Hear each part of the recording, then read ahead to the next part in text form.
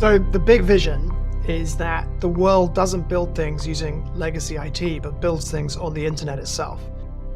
We see blockchain as a new kind of cloud, which can provide a complete alternative to the legacy IT stack. We want people to build in a completely new way using canister smart contracts.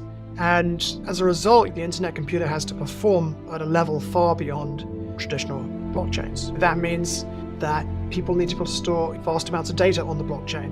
The blockchain needs to be able to process vast numbers of transactions. The code on the blockchain needs to be able to serve user experiences directly into web browsers, because the intention is that people can build anything at all directly on the blockchain itself. The predominant pattern today is that people will have heard built on Ethereum, built on Solana, built on Avalanche, but they may not realize that the language actually means something a bit different than what it might appear to mean on first look. When somebody says built on Ethereum, built on Solana, built on Avalanche, they don't mean that this Web3 service, this metaverse, this game, this social media is actually built on the blockchain. What they mean is typically it's built on Amazon Web Services, where 99.99% of the data and computation lives, and where the user experience lives that you interact with in the web browser. Then just some tokens and NFTs maintained on the blockchain, and maybe some snippets of DeFi logic.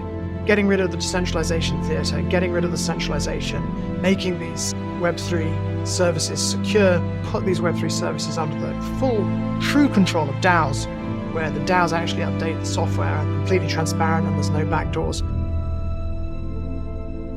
My thinking when I heard the word computer is like a light bulb came on. I'm like, okay, smart contracts are a new form of software, and they have these really magical new properties. You don't have to protect them with a firewall. They can't be infected with ransomware. They're unstoppable. Obviously, tokenization means you can process data like value, and they're highly composable. And to me, a blockchain looked like a sort of stateful, serverless cloud.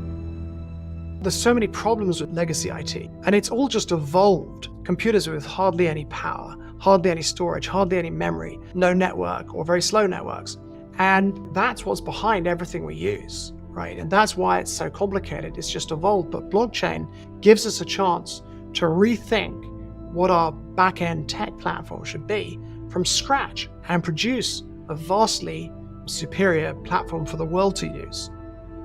If you dig into the big blockchains today, mostly they run on Amazon Web Services. There are risks associated with that. Solana had like 40% of its nodes on Hetzner, which is a European cloud, and they just switched it off all of a sudden. And more than 1,000 validators, 40% of the network disappeared. Blockchain became a cloud by completely rethinking it from the ground up. Blockchain to go from being something which can really host little bits of DeFi logic, NFTs and tokens, to something that can host a social network.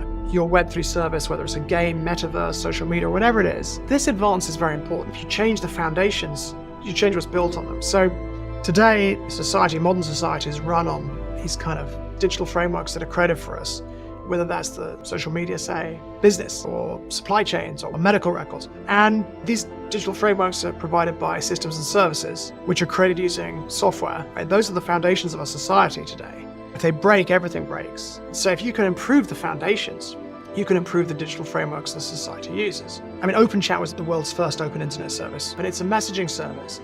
And people still struggle to understand this thing runs 100% on the internet computer, on a blockchain. When you send a text message or a video message, or whatever it is, that's being transmitted by the blockchain. It runs under the full control of a special kind of DAO called a service nervous system. And so thousands of people hold these chat governance tokens and collaboratively govern OpenChat. There's no backdoor, there's no outside party that can force its wish on the community, and it's unstoppable. If you and I are on OpenChat, I can send you some Bitcoin in a chat message, and it's this thing called chain key Bitcoin, but it'll arrive within a second. And once you receive that chain key Bitcoin, you can send it to someone else via chat messages, or you can send it to a native Bitcoin address. And that, I think, is another aspect of the Internet Computer Project, just trying to deliver the original world computer vision, at least the world computer vision as I understood it. But I mean, NFTs, the funny thing is that the NFT is not even on the blockchain. It's just a URL to the JPEG. So it's not even like, if like you should at least encode the JPEG in the blockchain. If the company housing the image goes out of business, you don't have the image anymore.